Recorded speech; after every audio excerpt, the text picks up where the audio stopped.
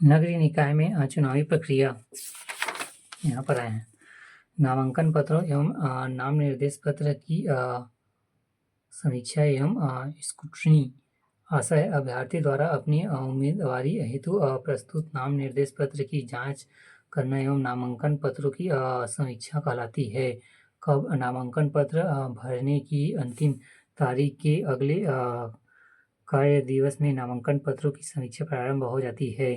कौन रिटर्निंग अधिकारी द्वारा अगले 3 दिनों तक किया जाता है। निर्धारताएं निम्न आधार पर रिटर्निंग अधिकारी नामांकन फॉर्म को नामंजूर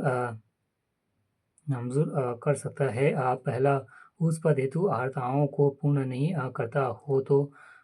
दूसरा, यदि प्रस्तावक नामांकन पत्र पर हस्ताक्षर हेतु निर्हित हो तो। तीसरा, यदि उम्मीदवार शपथ पत्र एवं प्रस्तावक का प्रतिभूत निरपेक्ष संबंधित प्रावधानों का पालन न करता हो तो।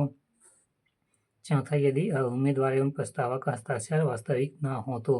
पांचवा, यदि कोई उम्मीदवार एक से अधिक नामांकन फॉर्म एक ही पद के लिए जमा करे तो। छठवां, ऐसे नामांकन फॉर्म को अंतिम तारीख के बाद जमा किया गया हो तो। सातवां, यदि नामांकन पत्र में कोई संशोधन हो तो। प्रावधान, यदि रिटर्निंग ऑफिसर किसी अभ्यर्थी के नामांकन पत्र को नामंजूर करता है तो कारण सहित अपना निर्णय लिखेगा। अभ्यर्थिता का वापस लिया जाना। कैसे नाम वापस लेने के लिए आवेदन पत्र देना होगा। कहाँ यह आवेदन पत्र रिटर्निंग अधिकारी के पास जमा किया जाएगा। कब नाम वापस के लिए आवेदन पत्र समीक्षा समाप्त होने के पश्चात जिस तिथि को असफल उम्मीदवारों के नाम सूची प्रकाशित हुई है उसे ठीक अगले कार्य दिवस को नाम वापस के लिए आवेदन किया जा सकता है। अगले 3 दिवस तक कौन यह आवेदन उम्मीदवार स्वयं या प्रस्तावक या निर्वाचन अभिकर्ता के द्वारा जमा किया जा सकता है। नोट: पहला, अगर उम्मीदवार आवेदन स्वयं जमा करता है तो नामांकन तत्काल रद्द कर दिया जाता है। दूसरा, लेकिन अगर प्रस्तावक आवेदन पत्र जमा करता है तो इसकी जांच रिटर्निंग अधिकारी करता है और सही होने पर रद्द किया जाएगा। तीसरा, नाम वापस के लिए आवेदन करने पर वह सफल हो जाएगा तो उसकी जमानत राशि वापस कर ली जाएगी। चौथा, नाम वापस के लिए आवेदन करने के पश्चात पुनः आवेदन वापस नहीं किया जा सकता है। अंतिम सूची: कब नाम वापस के लिए अंतिम तारीख के लिए कार्य दिवस को अंतिम सूची जारी की जाती है। कौन यह सूची रिटर्निंग अधिकारी जारी करता है। नोट: अभ्यर्थियों का नाम 3 प्रकरणों में विभक्त होगा। पहला, मान्य प्राप्त राष्ट्रीय एवं राज्य दलों के अभ्यर्थी। दूसरा, पंजीकृत राजनीतिक दलों के अभ्यर्थी। तीसरा, अन्य अभ्यर्थी। नोट: प्रत्येक वर्ग में अभ्यर्थियों के नाम वर्णानुसार रखे जाएंगे।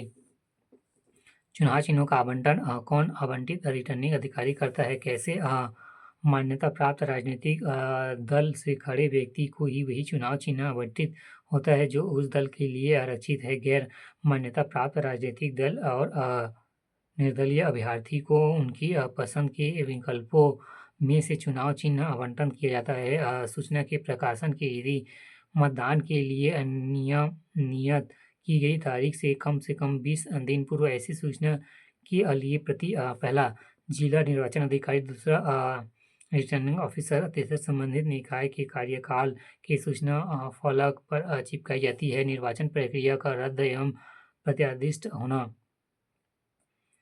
पहला, मान्यता प्राप्त राजनीतिक दल से किसी उम्मीदवार की मृत्यु होने पर दूसरा चुनाव लड़ने वाले केवल एक ही अभ्यर्थी के शेष होने पर उपरोक्त तथ्यों के आधार पर जिला निर्वाचन अधिकारी चुनाव रद्द कर राज्य निर्वाचन आयोग को सूचित करेगा।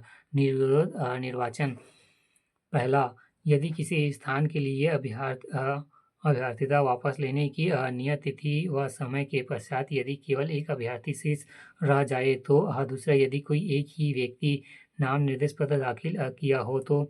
निर्वाचन में मतदान की रीति निर्वाचन आयोग के आदेश अनुसार मतपत्र या मतदान मशीन में मत दिए जाते हैं। मतदान प्रक्रिया: अंधे तथा विकलांग मतदाताओं के लिए उनकी असमर्थता के कारण पीठासीन अधिकारी उनकी सहायता के लिए 18 वर्ष से अधिक आयु के एक व्यक्ति को मतदान कोष्ठ में ले जाने की अनुमति देता है। मतदान केंद्र का चयन द्वारा रिटर्निंग ऑफिसर कब मतदान तारीख से कम 20 दिन पूर्व।